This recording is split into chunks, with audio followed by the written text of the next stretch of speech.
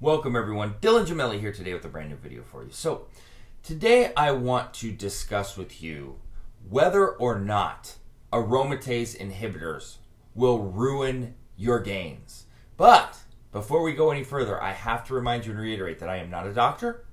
Anything that I say and give to you in these videos is for your entertainment purposes only. I am not insinuating, advising any of the above of you to do these, take these, etc. And what you do with this information is completely and utterly up to you. So let's talk about this. Do aromatase inhibitors actually ruin a cycle, kill your gains, all of these things that I hear constantly? And the answer is no, they do not. Can they? Yes, they can. Will they? If used properly, that would be a negative. Let's explain something here.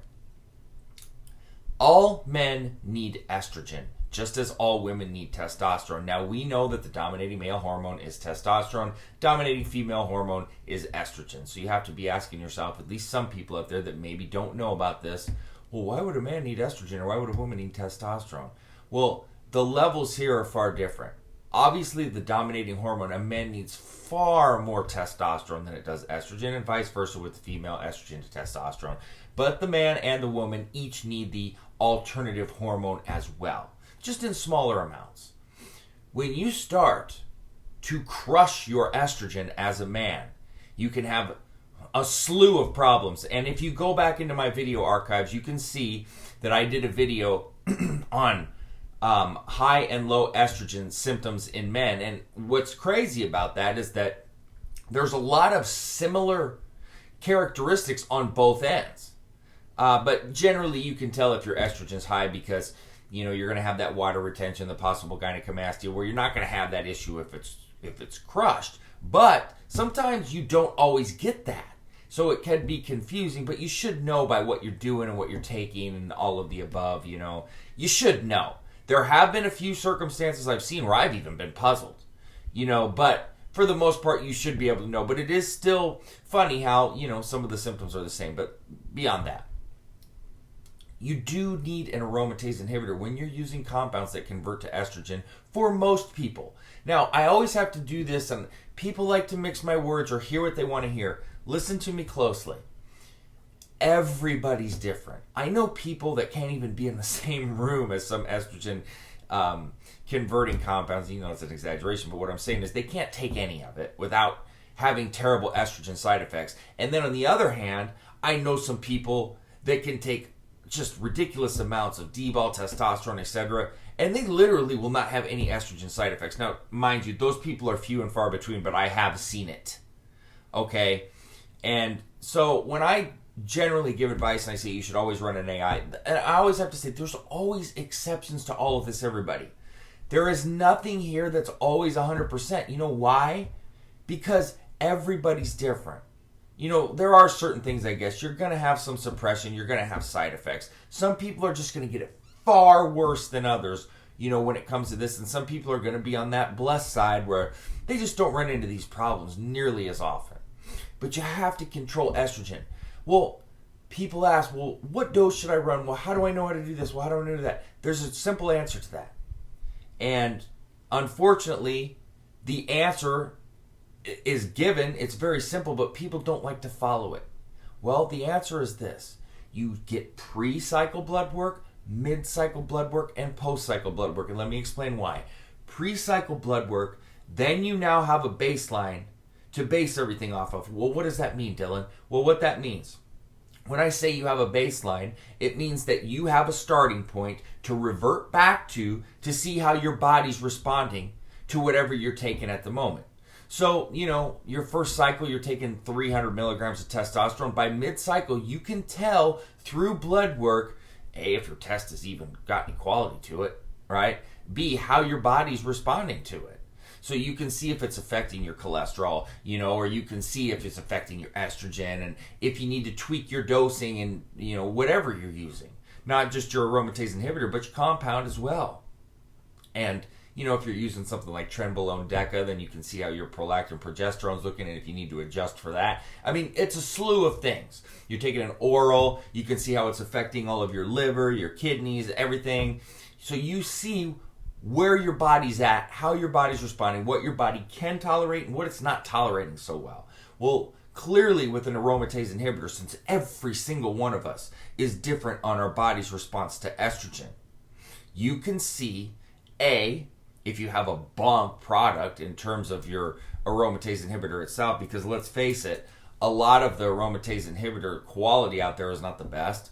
B, you can see if your dose is too high, too low, just right. C, you can see what kind of tweaks that you need to make, if any. When I give people dosing protocols for aromatase inhibitors, I always make sure to say this is something that is adjustable and needs to be tweaked as necessary, okay? Or adjusted as necessary. Same thing. So, if you're not on top of this and you're not doing these necessary precautionary moves like doing your blood work, then you're playing a guessing game. And by playing a guessing game, most of the time you're going to make a mistake. There are some people that just, they're different. There's something about them where they just know their body just so well. But for the most of us, we have to make adjustments. I don't care if you're on your first cycle or your 10th cycle. Things change as you age.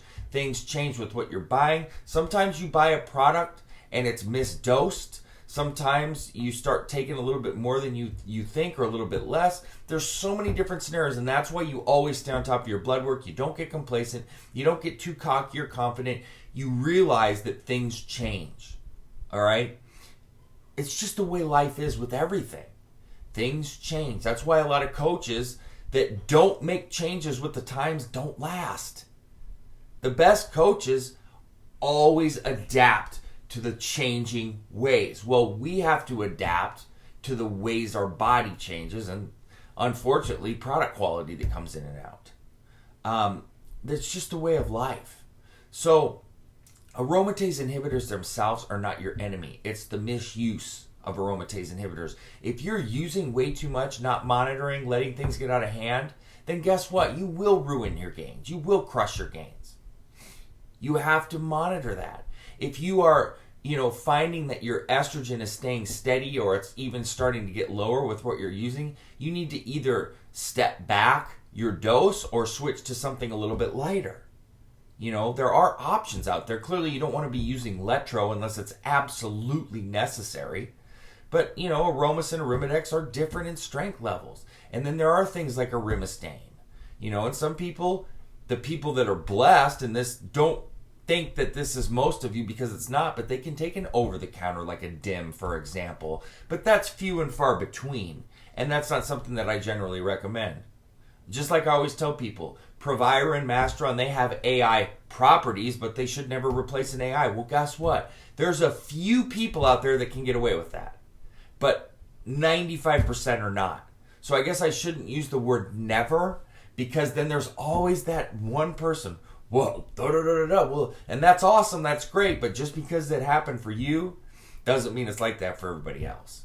So that's why I always have to be really careful about saying everything or all the time, and because the way the world is right now, if you make one little comment, it gets turned into something else. You have to cover your bases, and I say this to everybody out there that does any kind of teaching, video, speaks in the public, even makes social media comments. Just be careful, because you have to word everything so touchy and feely, to get by. But I want to make sure that everybody knows and fully understands that everything's different for everybody too.